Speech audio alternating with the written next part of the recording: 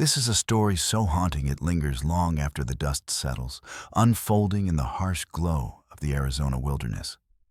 Here, destiny binds strangers together in a land ruled by fear, power, and old lies. It begins with something almost invisible, one girl's decision, that quietly grows into a force strong enough to expose betrayal and redraw fate itself at Ashen Vows. Before we kick off this adventure, don't forget to hit like on the video and let us know in the comments where you're watching from. The Arizona Territory of 1883 was a place where life was measured in endurance, paid for in blistered skin and dried blood. Under that punishing sky, a single man was vanishing inch by inch, dragged downward by the earth itself. He was an Apache, alone and far from safety, long taught to be feared by the people of the nearby settlement, and the one who discovered him was not a lawman, not a soldier, not even an armed rider, but a thin, dirt-streaked orphan girl with nothing to shield her except stubborn resolve. The decision she faced in that moment, to turn away or to step forward, would ripple far beyond one life. 5 days later, it would draw an entire people to the edge of her town, not with raised rifles, but with a purpose no one, least of all her, could have foreseen. What followed began with that choice, and the reckoning it set in motion. The sun bore down like a forge hammer, flattening the land beneath it.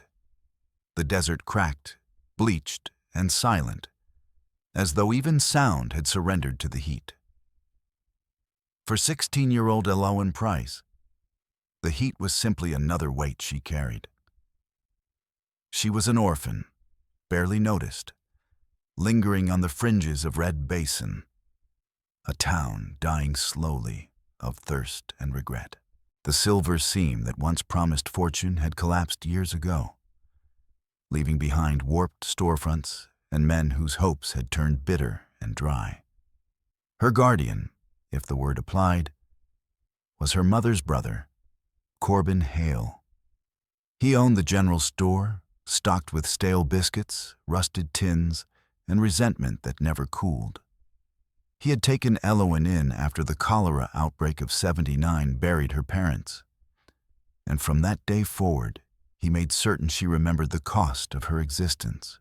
Food was never given freely. Neither was silence. Every look carried accusation. Every breath reminded her she was unwanted. The only place she felt unburdened was beyond the town limits, where judgment could not follow, out in the raw, dangerous sweep of desert and stone. Out there, she was not a charity case. She was simply Elowen, quiet, observant, learning the land the way others learned scripture. She knew where moisture hid beneath roots, how to read a jackrabbit's trail, and how vultures marked the presence of death. That hard-earned knowledge was what led her to Coyote Creek on that blistering afternoon. Most of the year, the creek was nothing more than a scar of baked sand. But recent rains had transformed sections of it into a deadly illusion. Soft-looking ground that swallowed anything foolish enough to trust it. Elowen had been following the slow, armored crawl of a Gila monster when a sound cut through the stillness. It was not the yelp of a coyote or the scream of a hawk. It was a strained, breathless grunt, followed by the thick, wet pull of mud.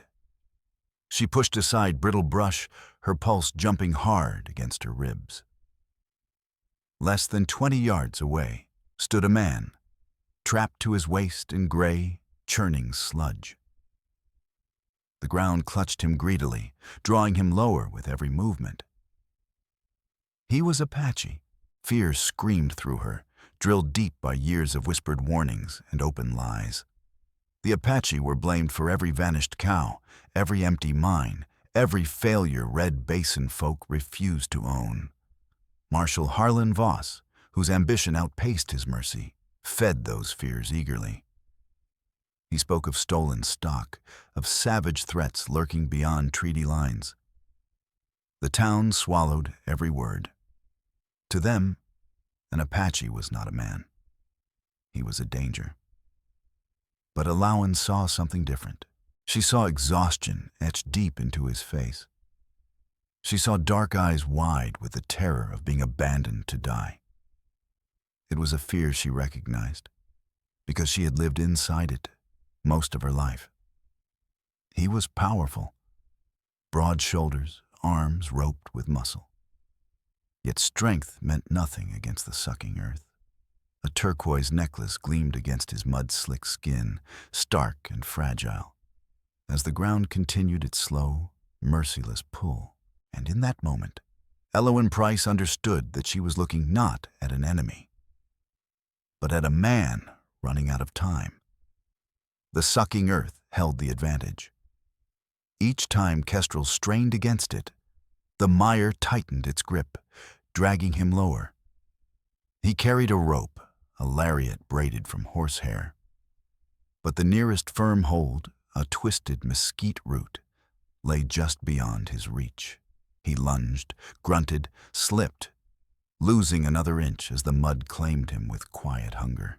Elowen Price stood frozen for a long breath, her thoughts colliding. Corbin Hale's voice hissed in her memory, warning her what happened to girls who got too close to savages. Then the cold, self-satisfied face of Marshal Harlan Voss drifted through her mind. "Leave him," a voice urged.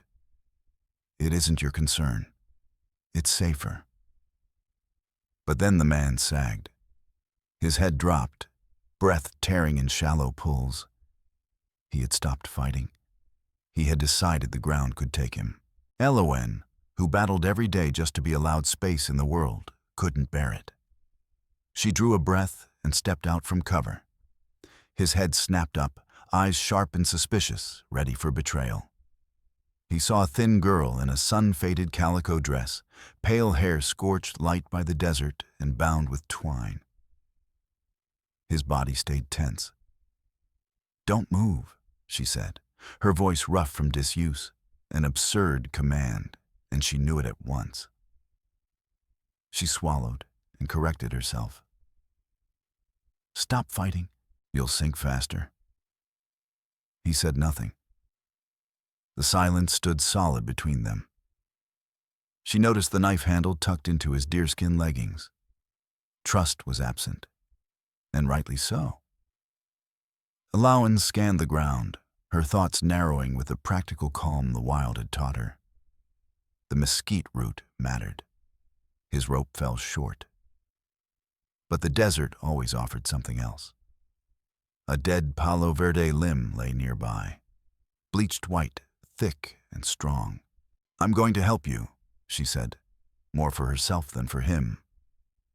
She pointed, the branch, then him, then the root. She mimed tying her own hemp rope, always coiled at her hip, to the branch and pushing it his way. He watched without comment. Dragging the limb was clumsy work, its weight biting into her arms. Still, she hauled it to the edge of the mire and knotted her rope tight around one end. The worst part waited. She had to crawl close enough to pass it, without becoming trapped herself. Flattening her body, spreading her weight, she eased forward and shoved the branch across the quicksand. It stopped short. Their eyes locked. For the first time, suspicion cracked, replaced by shared frustration. He tipped his chin toward his lariat, then toward the branch's end. A chain, the idea sent a chill through her. He could pull her in. Fear spiked, then steadied. The exhaustion carved into his face told her everything. Elowen chose. With slow effort, Kestrel freed his lariat and cast the loop. It missed. He tried again. Again, he cast the rope. Sweat streaked down Kestrel's face, his shoulders shuddering as the effort shook what strength he had left. On the fourth throw, The loop kissed the very tip of the Palo Verde limb. Elo and Price eased it down inch by careful inch until it caught and held. At last, there was a line between them. She crawled backward to firm ground, heart hammering, then wrapped her end of the hemp rope around the thickest part of the mesquite root and pulled it tight. "Now," she called, steadying her voice. "Slow. Use the branch to lift." He understood. Kestrel clamped both hands on the wood and worked it like a lever, hauling himself upward in time with his breathing. Elowen leaned back with everything she had. Small frame braced against the root, knuckles burning white. With each gain, the mud answered with a wet tearing sound, as if the earth itself protested being denied. Time stretched thin. The sun pressed down. Insects droned in the heat. There was nothing else. Only his ragged breaths and the steady, greedy pull of the sand.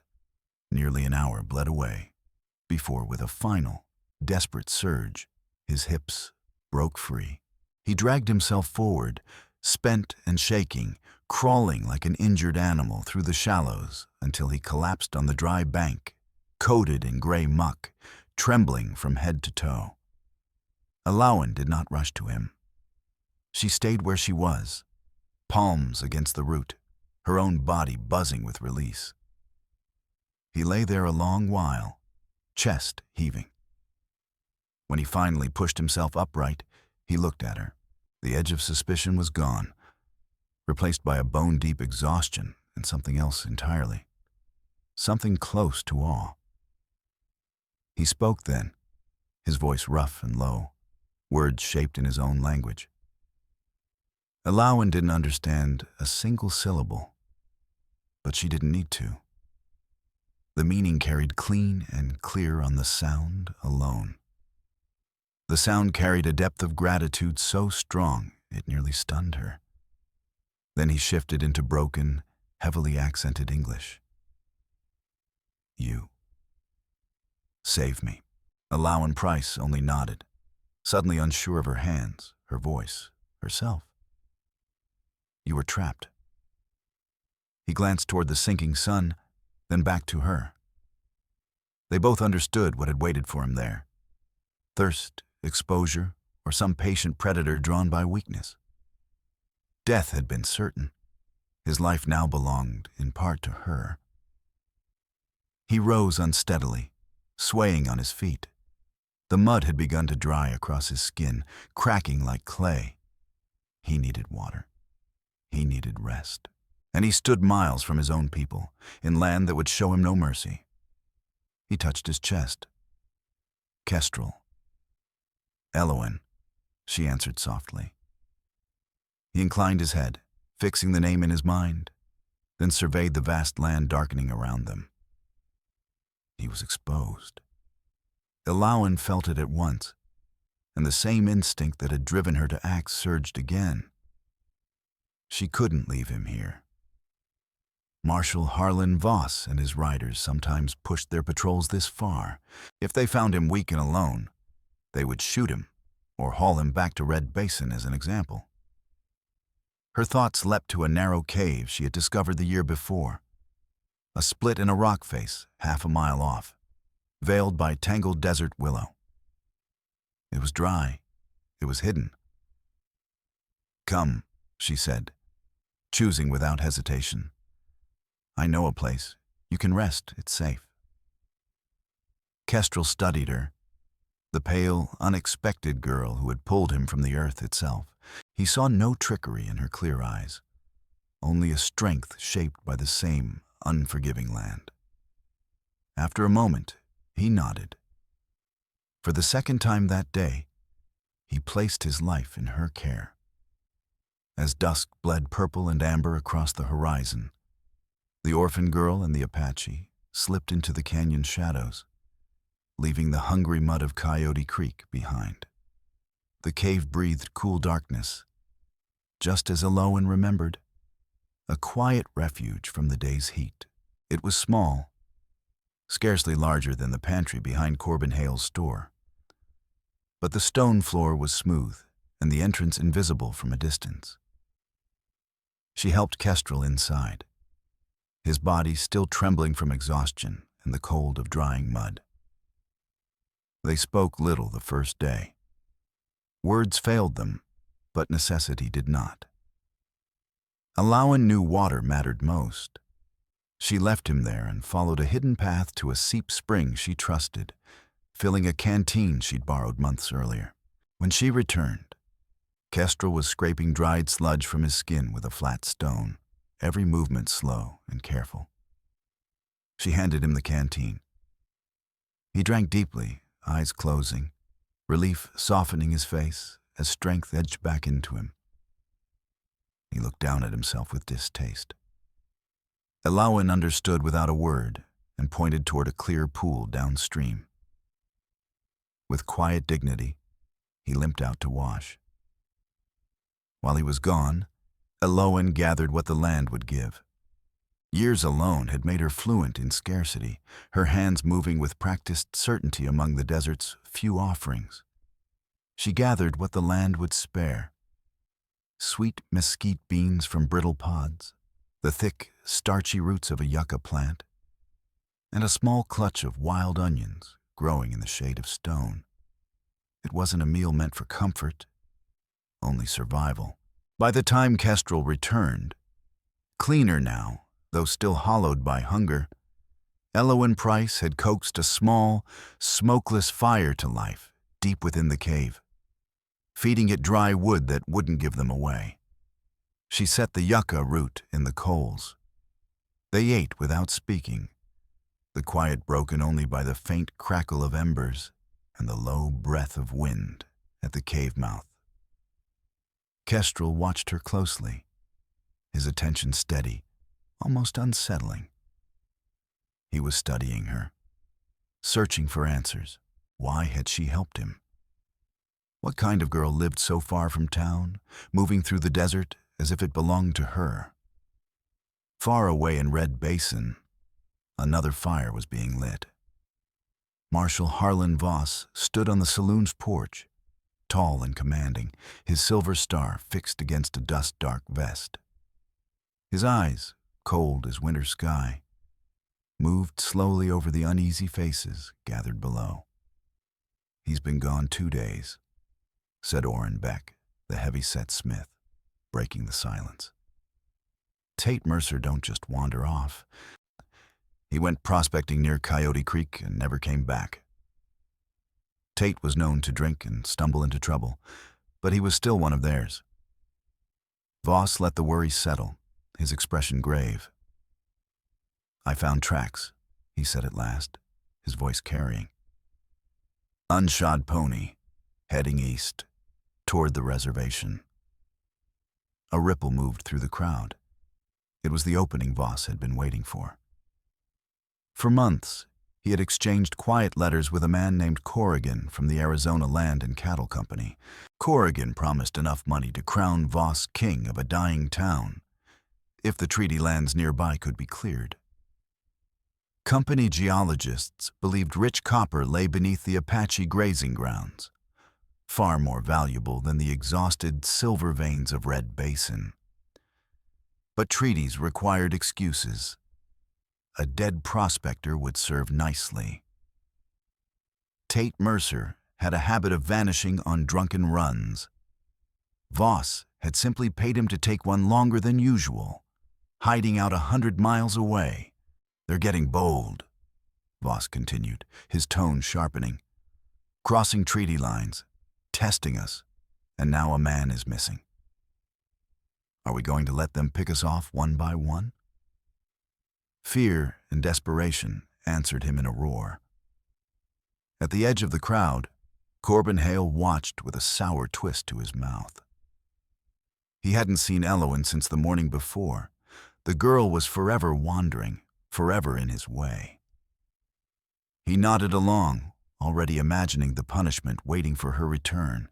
The Apache made a convenient answer for every failure in his life. Back in the cave, on the second day, Kestrel's strength began to mend. Color returned to his face, his movements loosening. He started pointing at things, offering their names in his own tongue. Tor, he said, indicating water. Chill, for plant. Say, for stone. Lawman repeated each word, then answered with the English.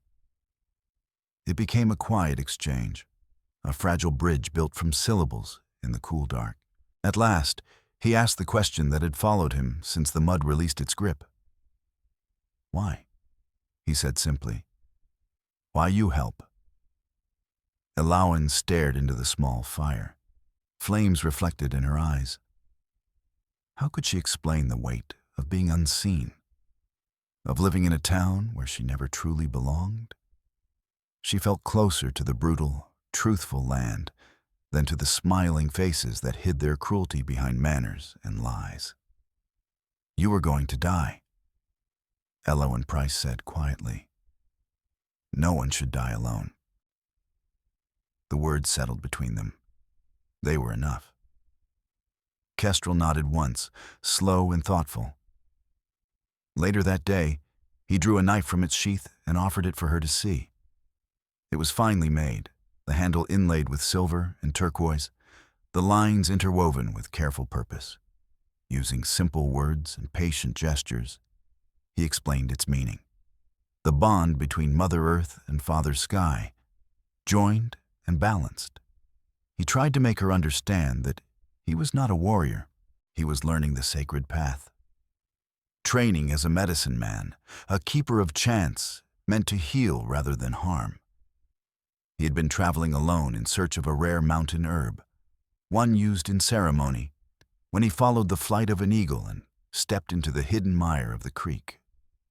The truth changed the way Lawman saw him. He was more than a survivor. He was a spiritual guide in the making, a vessel of his people's memory. His life mattered far beyond his own breath. That night, sickness claimed him. A harsh cough tore from his chest, born from the foul water he had swallowed in the quicksand. His breathing turned thin and uneven. Panic closed around Lawman's ribs. She couldn't take him to town.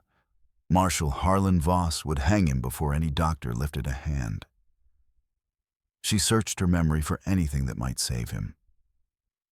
She remembered her mother during the cholera years, boiling willow bark to break a fever. The memory was blurred by grief, but it was all she had. Leaving Kestrel burning with fever, she slipped into the moonlight and found desert willow growing near stone. She stripped the bark, hurried back, and boiled it in her small pot. All night, she pressed a cool cloth to his face, coaxed the bitter tea past his lips, and kept watch beside the fire, the only living glow in the cave. She did not sleep. Fear hollowed her. If he died here, his blood would stain her hands forever. To his people, she would be a killer. To her own, a traitor. As dawn crept in, his shaking eased. The fever loosened its grip. He sank into deep, honest sleep. Exhausted, Lawman finally leaned against the stone wall and closed her eyes. Hours later, a hand touched her shoulder. She jerked awake, heart racing. Kestrel sat upright, eyes clear. The sickness had passed. He looked at the pot, at the spent willow bark, then at her. You are a healer, he said, his voice heavy with respect. He touched the turquoise necklace at his throat. Dozens of perfectly shaped stones threaded with silver. It was the most beautiful thing Lawman had ever seen. Slowly, deliberately, he lifted it over his head. No, she said at once, shaking her head. I don't want anything. It is not payment, Kestrel replied, his English firmer than before. It is bond. You have kinship, he continued. You saved my life. Now I carry your deed. My people carry it too, he said softly. This is so you are known, so you are safe. He pressed the necklace into her palms. It was cool and weighty, solid proof of a world that was not her own. Elowen studied the turquoise stones, then lifted her eyes to his open, earnest face. To refuse would wound him more deeply than to accept. Slowly, she slipped the strand over her head. The stones rested cold against her skin beneath her dress, unfamiliar and intimate. Kestrel smiled then, an unguarded, genuine smile that softened every hard line of his face. "Kestrel," he said, touching his chest, giving his full name with quiet pride. "Elowen Price," she answered. Something fundamental shifted between them. They were no longer a white girl and an Apache man divided by fear and rumor. They were Elowen and Kestrel, two lives joined by a single choice made in a hostile land. Beyond the shelter of the canyon, however, the storm Marshal Harlan Voss had stirred was swelling, ready to break. On the morning of the fourth day, Kestrel knew he had to leave. His strength had returned. The fever was gone, but duty weighed heavy. The ceremony he had been preparing for could not be done without him. "I must go," he told Elowen, eyes fixed on the slice of bright sky beyond the cave mouth. "My people will worry. They will fear the worst." Her heart sank. The days in the cave had become a strange kind of refuge, a life untouched by Corbin Hale's scorn or the suffocating weight of Red Basin. Here, she was not a burden. She was seen. The thought of returning felt like a bruise pressed too hard. "It's dangerous," she said. "The Marshal, he's stirring trouble. He's telling people a prospector was taken." Kestrel's face hardened. He had heard of this lawman, the metal man, a man with a shining star and a hollow heart. "He seeks blood," Kestrel said quietly. "He wants the land beneath our feet. This missing man, it is a lie." "They'll be hunting," Elowen warned. "Any of your people." "Then I must move like shadow," he replied. He gathered his few belongings, his knife, his empty water skin, the cleaned lariat, and turned back to her. His voice softened. "I will not forget this, Elowen Price. My family will not forget. My clan will not forget." She wanted to believe him, though his world felt impossibly distant. "I'll guide you to the Three Sisters," she said. "The rock pillars. From there, follow the dry wash to the edge of your lands. It stays hidden from the main trail." He nodded, gratitude plain. They erased every sign of the cave and set out beneath the rising sun. For a time, they walked in silence, two small figures crossing an endless, indifferent desert. It was not the silence of fear now, but of parting.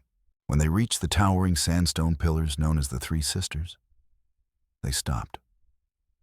Far beyond them, the Apache lands lay like a blue shadow on the horizon. "Here," Elowen said softly. "Stay in the wash. You'll be safe." Kestrel turned fully toward her and placed a gentle hand on her shoulder. "You have a strong heart," Kestrel said quietly. "Stronger than these rocks. Do not let your people's fear make it small." His gaze dropped to her plain calico dress. "Hide the necklace. Do not let them see it. It is for you, not for their eyes." Elowen Price nodded and slipped the heavy turquoise beneath her collar. It felt like concealing a piece of her own soul. "Be safe," she whispered. "You also," he answered. With one last lingering look, Kestrel turned and vanished into the land, his movements swift and certain, until only wind and silence remained. The walk back to Red Basin was the loneliest Elowen had ever known. With each step, the weight of her old life settled back onto her shoulders. When the dusty excuse for a main street came into view, her stomach tightened. She hadn't passed the smithy before Corbin Hale's hand clamped onto her arm like iron.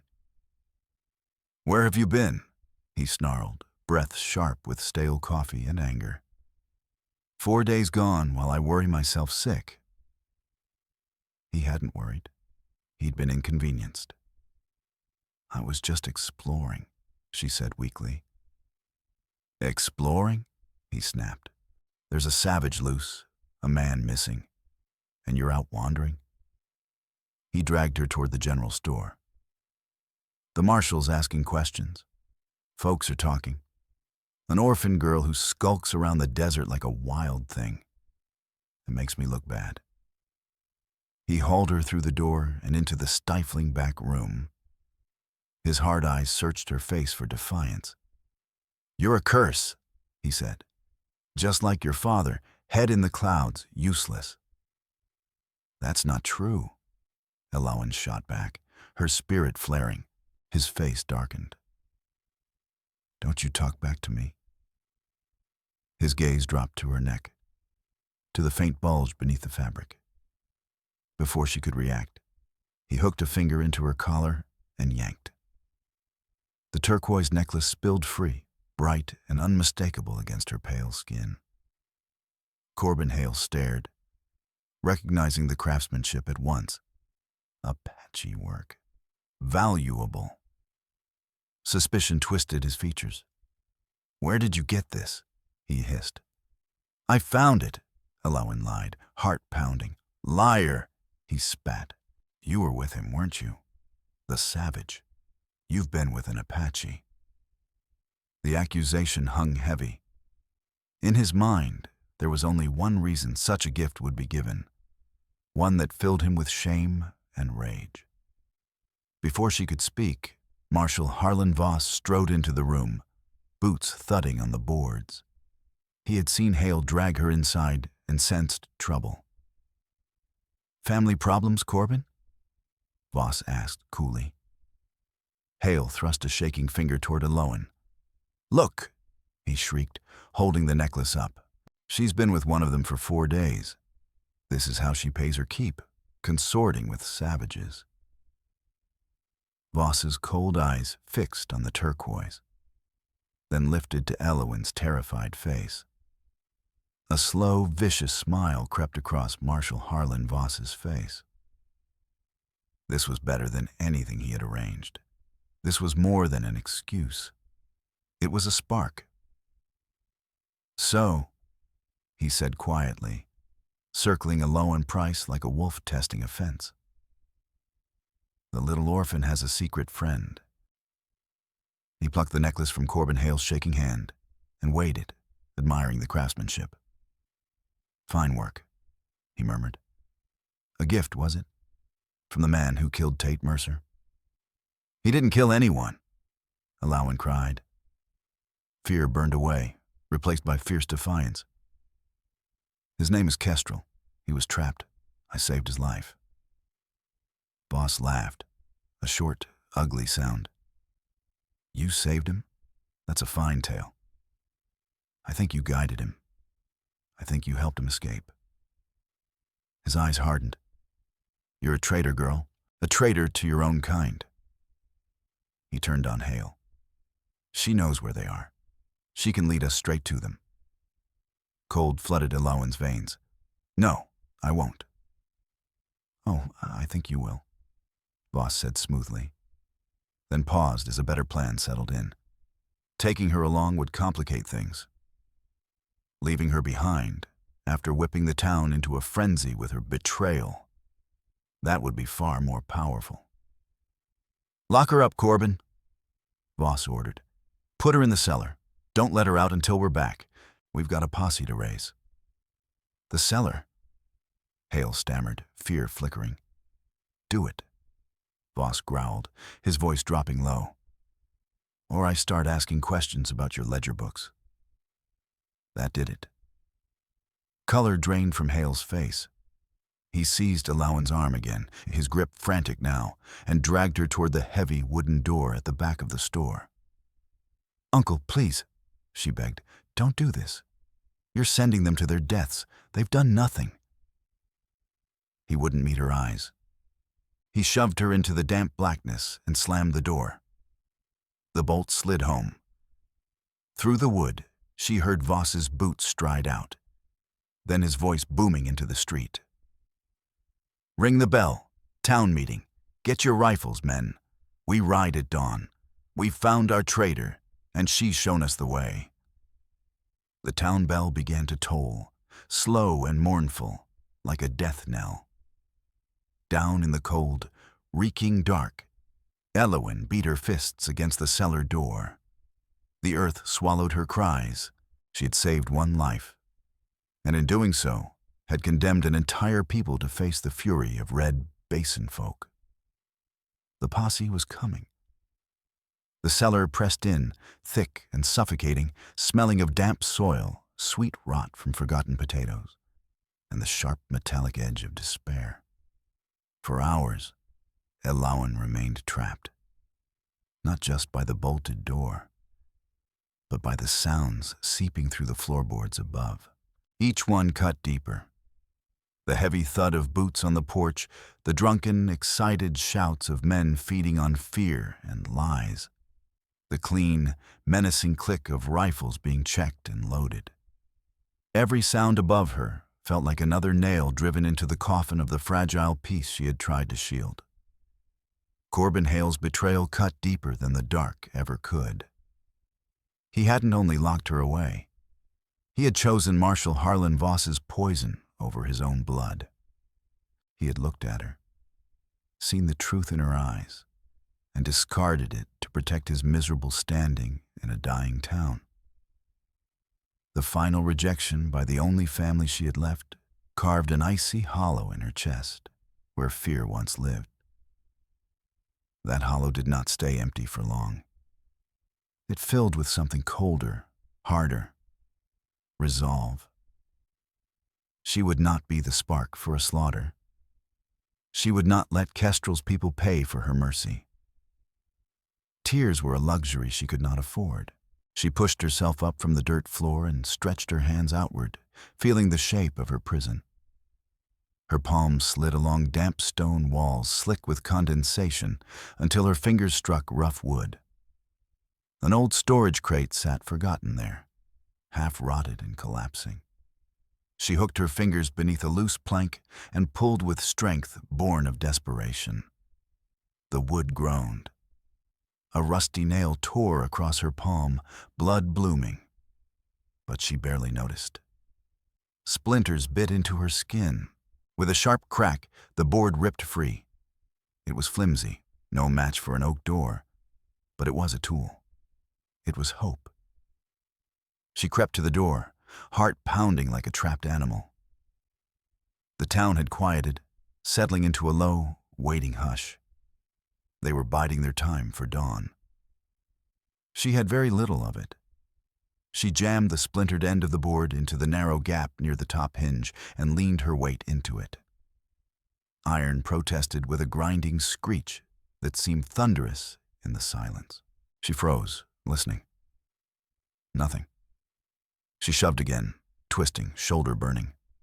Sweat slicked her brow, mixing with grime. Her muscles screamed. Then, ping, a screw, weakened by years of damp, popped loose. Hope surged, hot and fierce. She worked without pause, hands raw and bleeding, breath tearing from her chest. The world narrowed to one task: board, hinge, door. With a final soul-rattling shriek of tortured metal, the top hinge tore free. The door sagged inward, its weight wrenching it from the lower hinge and opening a narrow slit, just wide enough. She squeezed through and staggered into the cool, clean air of the store. Freedom.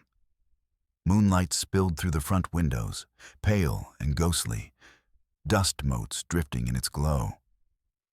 She edged to the glass and peered out. The street lay empty beneath long, eerie shadows.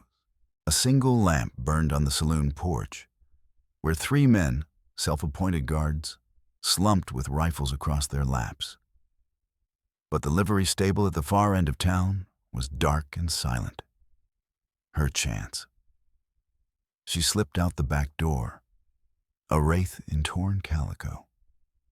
The alleys and shadows that had sheltered her childhood now carried her escape.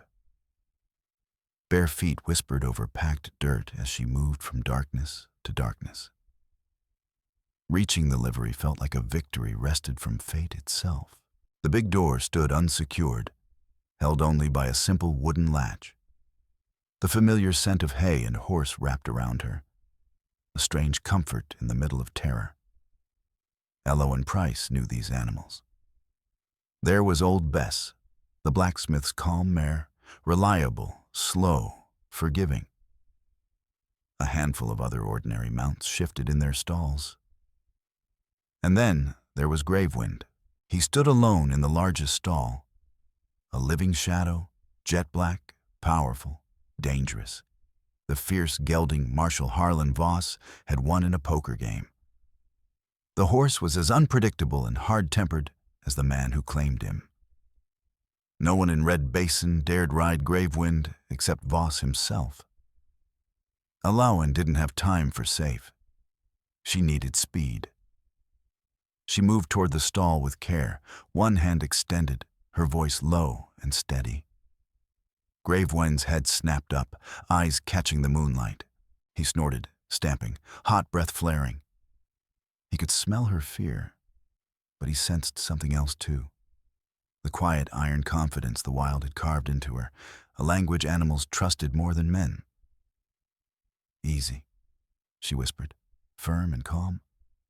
"We've got work to do. We have to run." She found the marshal's heavy saddle and bridle, her fingers clumsy but quick. The horse danced and resisted, testing her, but she didn't yield. Her touch stayed sure. She led him into the moonlit yard, the night stretched tight and listening. With a sharp grunt, she swung into the saddle. For a breath, she thought he would buck her clean off. He surged. She clung on, small frame anchored by pure will. She turned him away from the main trail and drove him straight into open desert, toward the jagged black teeth of the canyons. The race had begun. At first light, Marshal Harlan Voss stood before his assembled posse, a dark figure of command. 30 men faced him, grim, eager, afraid. Corbin Hale stood among them, pale and sweating, gripping a rifle like it might turn on him. "Men," Voss roared, his voice heavy with false righteousness. "We ride today for justice, for Tate Mercer. We ride to show the Apache they cannot cross our land, harm our people, then hide behind words on paper." He let the anger swell. The girl, the traitor, confirmed it. They're holed up in the canyons near the Three Sisters. We flushed them out like rats. With a ragged shout, the posse surged forward, spurring their horses. They became a single thing, ignorant, violent purpose, throwing up a choking cloud of dust as they thundered toward Apache land. Far ahead, Alawan fought her own desperate war. She pushed Gravewind beyond reason. The path was a nightmare, a narrow, crumbling ledge, with a sheer drop falling into purple shadow. The big gelding moved with shocking agility, iron shoes striking sparks from flint. Every step risked death. Loose screes skittered beneath his hooves, the sound echoing far too long as it rattled into the abyss. Wind clawed at her, trying to rip her from the saddle. The sun climbed, merciless, burning down on her back. Her throat was dry as sand. Her lungs burned, but she did not slow. Pain rang through her body like struck wire. But Alawan Price did not slow.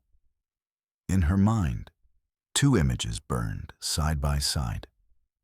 Kestrel's steady, trusting eyes, and Marshal Harlan Voss's cold, victorious sneer. They drove her harder than fear ever could. She leaned low over Gravewind's mane, fingers locked tight, and rode. At last, she burst free of the canyons, just as the sun climbed to its highest point, breaking onto a high mesa that overlooked the open plain. Gravewind was slick with sweat, his sides pumping, steam lifting from his coat. Below her, she saw them, the posse stretched across the desert like a dark, crawling centipede, still miles from the treaty line, a boundary marked by a scatter of whitewashed stone pillars. She had beaten them. Relief hit her so hard her vision swam. But it faded quickly, replaced by a hollow dread. She was one girl on a stolen horse. What could she possibly do now? Then she noticed movement beyond the line. At first it looked like heat shimmer, a trick of light wavering over the ridge. Then the shimmer took shape. A rider, then another, then more, 10, 20, 50, 100. Within minutes, the entire ridge was lined. The Apaches sat astride their ponies in absolute silence, so complete it pressed down heavier than any war cry. They were motionless against the hard blue sky, a living wall. Sunlight flashed off rifle barrels, caught on the sharp stone tips of lances. Only the faint stir of eagle feathers moved in the still air. This was no scattered band surprised in a canyon. This was a people assembled, waiting. The posse saw them at the same moment. Loud talk died mid-breath, swallowed by the vast quiet. Horses skidded to a halt. Faces drained as disbelief curdled into fear. This was no simple hunt. This was the edge of a war they could not survive. Men glanced at one another, bravado evaporating like rain on hot iron. "Hold the line!" Marshal Harlan Voss shouted, his voice sharp with strain. He drew his pistol, silver flashing. A half-dozen hired men followed, their expressions set. But the rest, the smith, the shopkeepers, Corbin Hale, hesitated. Rifles sagged in their hands, suddenly unbearably heavy. "It's an ambush," one of Voss's men yelled, giving voice to the panic tightening every throat. "The girl set us up." Voss's face burned with rage. This wasn't how it was supposed to go. He needed blood, just enough to blur truth and give the land company its excuse. Not this. Not this silent, overwhelming judgment. But retreat now would expose the lie. His authority, his future, everything he was in Red Basin balanced on this moment. "They're bluffing," he screamed, fighting to hold command. "It's a show, first rank. Prepare to fire on my order." From the ridge, a single rider broke away and began descending the slope at a measured pace. He carried no rifle. His hands hung open at his sides. A lone eagle feather was tied into his long, dark hair. As the rider closed the distance, Elowen Price's breath caught hard in her chest. It was Kestrel. He rode with a quiet, undeniable authority. Back straight, shoulders set, his eyes moving over the posse with calm judgment. This was not the broken man she had hauled from the Quicksand. This was a leader, the living voice of his people. He drew rein just short of the whitewashed treaty stones, stopping precisely on his own ground. Seeing him, Marshal Harlan Voss lifted his pistol, arm locking straight, the barrel leveled at Kestrel's heart. "That's him!" Voss thundered. "The killer! Fire!" Before any finger could squeeze a trigger, a new sound ripped through the tension, the wild, desperate thunder of hooves. A lawman came screaming in from the flank, urging Gravewind into a final, reckless charge. She burst into the open space between the two forces and wrenched the reins hard. The black stallion reared, shrieking, and she swung him around, deliberately placing her own body squarely in Voss's line of fire. "No!" she cried, the word tearing from her throat like a command carved from pain. "You will not shoot!" Voss stared at her, his face twisting with disbelief and fury. Get out of the way, you little traitor. She is no traitor. The voice came clear and steady, carrying across the plain with a strength that stilled every other sound. It was Kestrel. He looked past Voss, fixing his gaze on the shaken faces of the Red Basin folk. She is a lawman, the one who saved my life. He straightened in his saddle. I am Kestrel of the Ash Circle. 4 days ago, I was trapped in sinking mud beside your creek. I would be bones beneath the sun if not for this girl. She did not help an Apache. She helped a man. A low murmur rippled through the posse. She asked for nothing, Kestrel continued. She showed the bond of kinship while your lawman speaks only hatred. Men glanced from Elauen's dust-streaked, defiant face to Kestrel's composed strength, then to the silent ranks of the ghost mesa riders along the ridge. The seams of Voss's story began to split. He's lying, Voss shouted, desperation cracking his voice. He killed Tate Mercer. The girl's his whore. Look. He yanked the turquoise necklace from his vest and held it high. Blue stone flashing in the sun. This is her payment. Kestrel's eyes hardened. That was no payment. It was a gift of honor, a mark that she would be known as a friend and protected.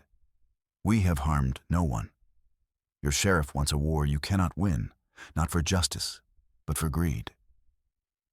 Silence fell heavy. From the rear of the posse, a young deputy shifted forward. Owen Cross, his hands shaking, pushed his horse ahead. Marshal, he said, voice unsteady but loud enough. 3 weeks ago, you ordered me to wire $100 from the town account to a man in Prescott. You said it was for Tate Mercer. The world seemed to freeze. A collective gasp swept through the line. Every man, from the blacksmith to Corbin Hale, turned to stare at Harlan Voss. In that breathless stillness, the lie collapsed completely, shattered beyond repair.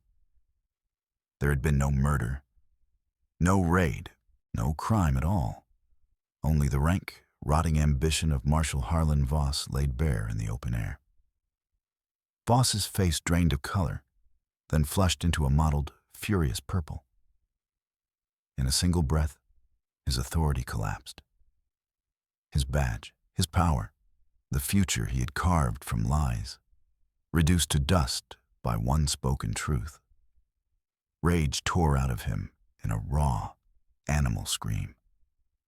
He spun, pistol whipping around, not toward Kestrel, the man who had outmatched him, but toward the true source of his ruin, the small, unyielding figure who had shattered his world. He aimed at Elowen Price. He never fired. From the silent ridge came one precise movement. An elder stepped forward, his weathered face lined like a map of a years survived. Blackfeather raised his long rifle with a speed that defied age. The crack that followed was sharp and final, more like stone splitting under heat than a gunshot. Voss's pistol exploded from his grip, flung aside as if struck by an unseen force. He screamed, high, thin, and broken, clutching a hand now ruined, blood and bone mangled together. The standoff ended in that instant. The lie collapsed completely. 2 men from the posse, not Voss's hired brutes, already edging away, surged forward and dragged the fallen marshal from his horse. The dust swallowed his cries as his own people took him into custody. Kestrel rode forward, crossing the line of whitewashed treaty stones. He brought his pony to a halt beside Gravewind, still blowing hard beneath Elowen. He paid no attention to Voss's capture or the stunned, ashamed faces of the Red Basin folk. He looked only at her. The wind lifted a loose strand of her hair, but her eyes were steady, unbroken. A strong heart, Kestrel said softly. A faint, profound smile touched his mouth. Stronger than stone. Lawman looked from him to the long line of ghost mesa riders, then back to the people of her town. Their stares had changed. No longer sharp with suspicion, they were filled instead with something quieter. Wonder, humility, respect. 5 days earlier, she had been an orphan, unseen, unprotected, alone. Now she had stood between two nations and stopped a war. The people on the ridge had not come for vengeance, but to bear witness, to honor a bond forged in sinking mud and truth. Justice followed swiftly. Vows and his paid men were bound and held by the townsfolk themselves, shame hardening into anger at having been so thoroughly deceived. Corbin Hale, exposed and diminished, could not meet Lawman's eyes. Redemption Gulch was forced to face its own reflection, its fear, its prejudice, and it recoiled from what it saw. The people of the Ash Circle asked for no land, no payment, only that the treaty be honored and the truth remembered. Kestrel, joined by the elders, spoke with the town's leaders. Their words carried no fury, only balance. What had been broken and what had now been restored by one act of courage. At the end, Pale Willow stepped forward. Her gaze held generations of memory. With solemn grace, she offered Lawman a place among them, not as a guest, but as family, a home beyond fear, a life unburdened by her past. It was a powerful invitation, but Lawman looked back at the quiet, chastened faces of her town and saw another path. She declined with respect. Her work here was not finished. Redemption Gulch, true to its name at last, had a chance to become something better. And Lawman understood she was no longer an outsider. She was the seed of change itself. She had not found her place by running from her world, but by standing firm and forcing it to grow. Finally, let me send my deep thanks to you. We appreciate you more than you think. If this tale stirred something deep inside, we invite you to remain part of this frontier of memories. More true stories of honor, compassion, and destiny are waiting for you here. Subscribe, share, comment, and thank you for riding with us today. Aviso legal. Disclaimer. Our content is designed for artistic and entertainment purposes and may reinterpret historical themes using fictional touches. We apply AI tools thoughtfully, only to support production, while keeping human supervision over editing, emotional tone, and narrative coherence. We always comply with regulatory guidelines for AI-based media and avoid deepfake practices or identity manipulation. All supporting components remain legally sourced.